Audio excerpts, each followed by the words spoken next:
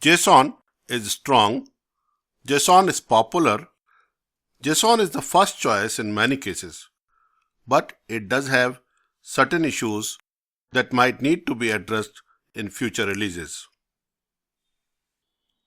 Some basic issues are as follows. JSON doesn't support comments within data. Comments are often required to explain important information about the data that may be important for its correct interpretation. Comments as data values can, however, be given. JSON by design doesn't support date formats. Date format is best left for the user to decide. A user can choose the format of date to be given within a string format.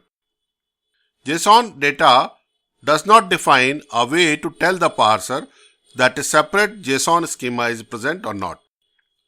This works by prior arrangement between client and server.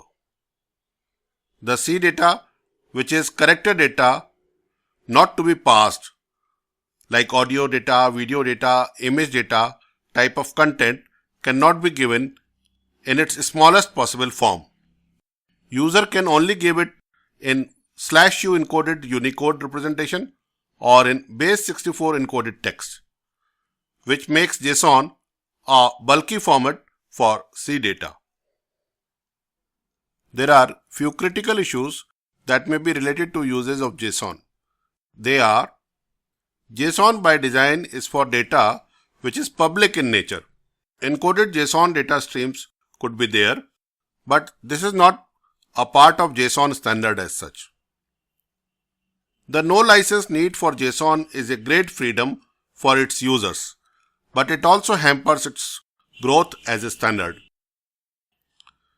Querying JSON data is possible, and some techniques like JSON IQ, JAQL, JSON path are available, but implementations are not yet standardized.